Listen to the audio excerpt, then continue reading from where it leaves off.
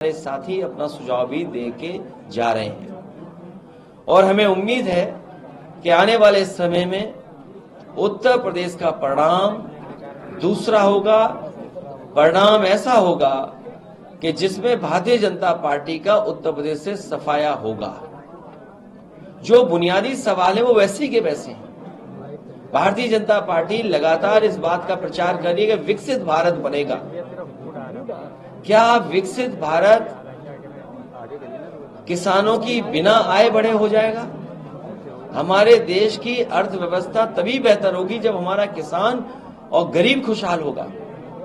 BJP के लोगों ने कहा कि किसान की आय दोगुनी करेंगे, लेकिन आज दिल्ली के 10 साल पूरे हो गए हैं और उत्तर प्रदेश की सरकार के लगभग 7 साल पूरे हो जाएंगे, लेकिन किसान की आय दोगुनी नहीं हुई है। नौजवान बड़े पैमाने पे बेरोजगार हुआ है, उसकी नौकरी छीनी गई है। इनकी सरकार में जो भी नौकरी मिल रही है वो अपमान से भरी नौकरी है। समाजवादी पार्टी इस बात को कहती है कि जब भी समाजवादियों को मौका मिलेगा देश के और प्रदेश के नौजवानों को उनको सम्मान का रोजगार, सम्मान का नौकरी मिलने का काम हो। जो इन्वेस्टमेंट का सपना दिखाया था वो जमीन पर नहीं दिखाई दे रहा है। 40 लाख करोड़ का सपना दिखाया, एमओयू साइन हुए, अब तो दूसरे प्रदेश के लोग भी एमओयू कराने लगे हैं। हाल ही में तमिलनाडु में देश के प्रधानमंत्री गए, देश के बड़े उद्योग मंत्री गए, वहां भी एमओयू हो गए। अब सोचने की बात यह है कि क्या उत्तर प्रदेश में जो एमओयू किए थे वो जमीन पे आ रहे हैं? और जिन इंडस्ट्रियल पॉलिसी के तहत इन्होंने इन्वेस्टमेंट मांगने की काम किया था, क्या उन इंडस्ट्रियल पॉलिसी के तहत योजनाएं जमीन पर पहुंची हैं? क्या उनको इंसेंटिव दिए गए हैं? जब बजट में इंसेंटिव का पैसा नहीं था या इंसेंटिव के लिए कोई बजट नहीं था तो फिर इन्वेस्टमेंट क्या आया है? कानून व्यवस्था पूरी ध्वस्त हो चुकी है और उत्तर प्रदेश ने ऐसी लूट कभी नहीं देखी होगी। हर स्तर पर लूट है, चाहे वो थाने हो, चाहे वो तहसील हो या कोई विकास कार्य हो रहा हो। इतनी लूट उत्तर प्रदेश ने कभी नहीं देखी जो भारतीय जनता पार्टी की सरकार में हो रही है। इतना भेदभाव, इतना अपमानित करने का माहौल, कोई सुनवाई किसी की नहीं है। इसलिए आने वाले समय में ये हम सब लोग मिलकर के भारतीय जनता पार्टी को सबक सिखाने का काम करेंगे। ये उत्तर प्रदेश में समाजवादियों ने मेट्रो हर शहर में दी। लखनऊ की मेट्रो समाजवादियों की देन है, कानपुर की मेट्रो समाजवादियों की देन है, आगरा की मेट्रो समाजवादियों की देन है, दिल्ली से नोएडा जोड़ने वाली मेट्रो समाजवादियों की देन है, नोएडा से ग्रेटर नोएडा जोड़ने के लिए समाजवादियों की देन है। और हमें खुशी है इस बात की।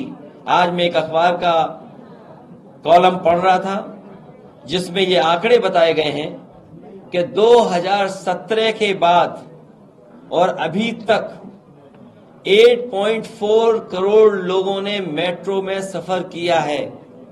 इतनी बड़ी उपलब्धि भारतीय जनता पार्टी की किसी योजना की नहीं होगी।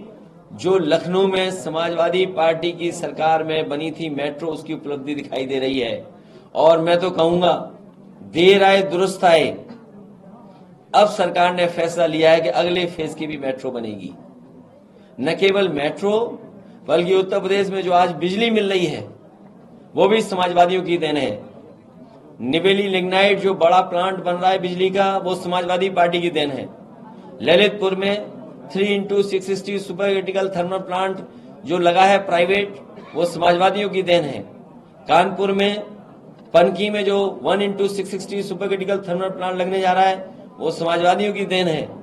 एटा में 3x660 super critical thermal plant जो लगने जा रहा है और लग गए होते ये कारखाने, अगर बीजेपी ने ध्यान दिया होता तो उत्तर प्रदेश को 24 घंटे और सस्ती बिजली उपलब्ध हो गई होती। लेकिन सरकार ने अभी तक कोई कारखाना जो पहले लगना शुरू हुआ था अभी तक पूरा नहीं किया है। और आप विकास की बात कर रहे हैं तो सेल और घी का दाम बढ़ रहा है और डिम्पल जी ने भी कहा है समाजवादियों को खुशी तभी होगी जब गरीब के घर में खुशहाली आएगी, गरीब के बेटे को नौकरी मिलेगी, तभी हम उसके घर में मानेंगे कि दिया जला है।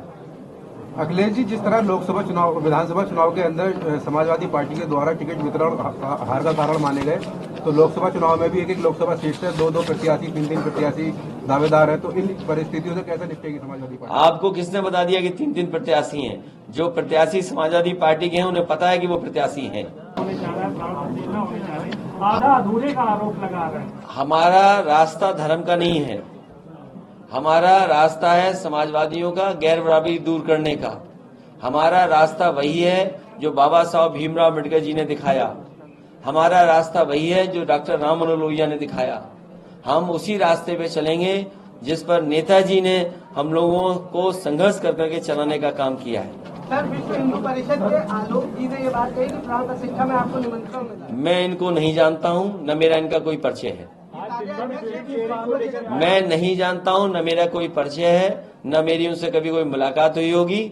जो परिचय वाले हैं, हमारे व्यवहार में यही माना जाता है, जो परिचय जिनका होता है वही एक दूसरे को व्यवहार देते हैं। न्यायालय पे हमें भरोसा बढ़ा है और अभी जो बुलंदशहर के जो हत्यारे थे उनको भी सजा न्यायालय देगा। और जो हमारी पार्टी के तमाम लोग हैं जो जिन पर झूठे मुकदमे सरकार ने लगा करके जेल भेजा है, चाहे वो आदरणीय आजम खान साहब हों, चाहे हमारा इरफान सोलंकी हो या रमाकांत यादव हो, या बहुत सारे ऐसे नेता हैं जिन पर लगातार झूठे मुकदमे लग रहे हैं। हमें उम्मीद है और उम्मीद बड़ी है कि न्यायालय भी इनको मदद करेगा, न्याय देगा। सर, महिलाओं की सुरक्षा की बात कही जाए, अभी तक के कहीं न कहीं इंसाफ नहीं मिल पा रहा है महिलाओं को, ये महिलाओं की सुरक्षा की बात करते हैं। एनसीआरबी के अगर हम आंकड़े देखें, उत्तर प्रदेश में सबसे ज्यादा असुरक्षित महिलाएं हैं। एनसीआरबी के अगर हम आंकड़े देखें तो जब से भारतीय जनता पार्टी की सरकार दिल्ली में आई है 1 लाख किसानों ने आत्महत्या की है।